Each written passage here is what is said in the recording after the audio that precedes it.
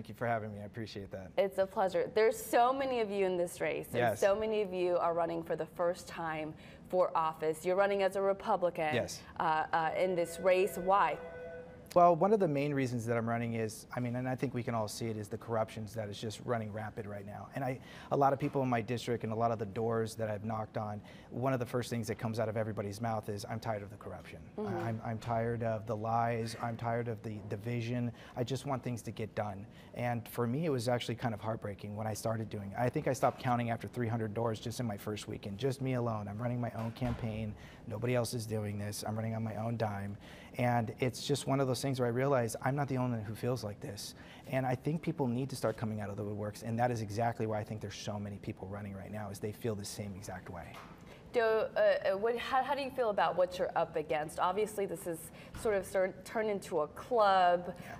Politics has, and if you don't have the establishment on both sides backing you, you don't have the advantage of raising money. So how do you feel like you're going to be able to overcome that?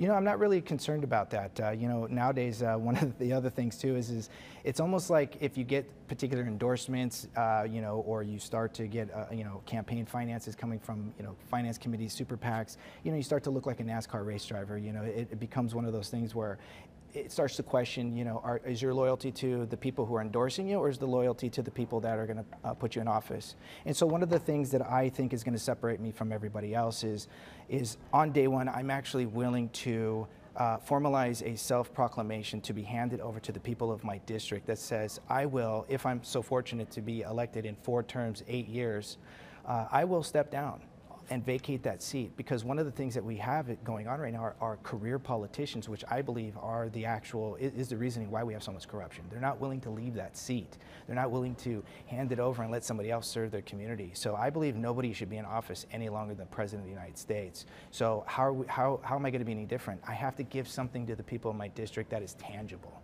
and I believe that's tangible. Nobody wants accountability nowadays, and I'm willing to give it. All right, and so let's talk about some of the issues. Something everyone's talking about, and if you are going to Congress, you might have to deal with, is Iran. Mm-hmm. What do you make of the U.S.'s approach with the strike in Iran and what has followed after? Well, you got to. By the way, you're a veteran, so yes. I'm particularly interested in what you have to say about this. Yes, I've actually served 2 tours, 3 operations back in Operation Southern Watch, Iraqi Enduring Freedom, and Iraqi Freedom. I'm in complete agreement with the president and how he approached.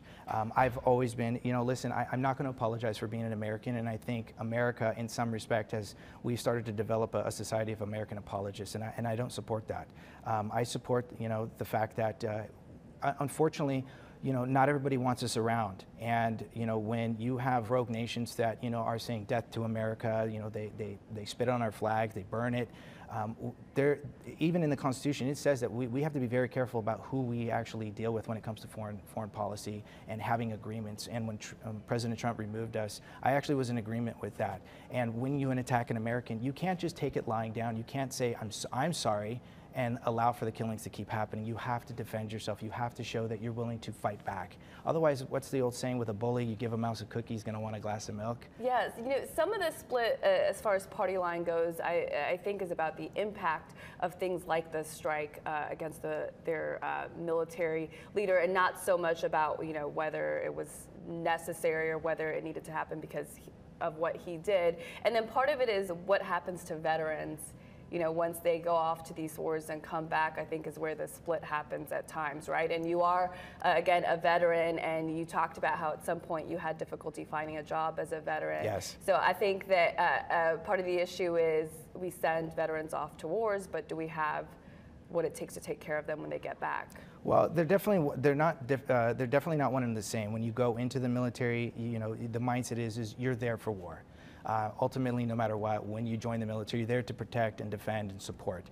That is the primary. Everything else is secondary, whether you're there for education or anything else. When we come out, the transitional phase to take care of our veteran is still lacking. And I understand that we have the Mission Act. And the Mission Act still doesn't quite meet the mark. It still misses that mark to really help, those who are still suffering from PTSD. We all sort of kind of go through that when we get out. Not all of us are fortunate enough. I've used the medical benefits, for the VA, and it's still not quite the way it needs to be. Right, yeah. I don't want to cut you off. I just want to hit a couple more issues yes, before absolutely. you go that are specific to this district. One of them being the Saga shooting was a really big Yes. deal this past year, right? And the issues of how do you fix something like that continues to be a conversation. So what are your thoughts on that? So the best way that I thought about this, and it came to me, and I realized, you know, if a sexual predator has to register as a sex offender after they serve time, I failed to see why we're not applying that same principle by taking a gun violent criminal and having them register as a gun offender. And you know, the devil knows the Bible too, and what I mean is that criminals know the gun laws as well. It's instead of tying the hands of law-abiding citizens, we need to start thinking like a criminal. And I've gone down to our county jails and spoken to criminals who've used a gun and asked why, and they all have said they know the gun laws. They know what they can and cannot get away with. But in the case of this shooting, did he have much of a record? A lot of times they don't have a record, It's right? not, They're so young. They're so young, and a lot of times the availability of how you know they get around. I grew up on the streets, so you'd be surprised as to the access of people who've already served time get around to the high schools. And we're not paying attention to those criminals. We're not paying attention because they're always recruiting. That's the other thing that we're not doing. They're online too. They're no longer just standing on the corners like they used to. They're recruiting online in these dark forums and on the dark web.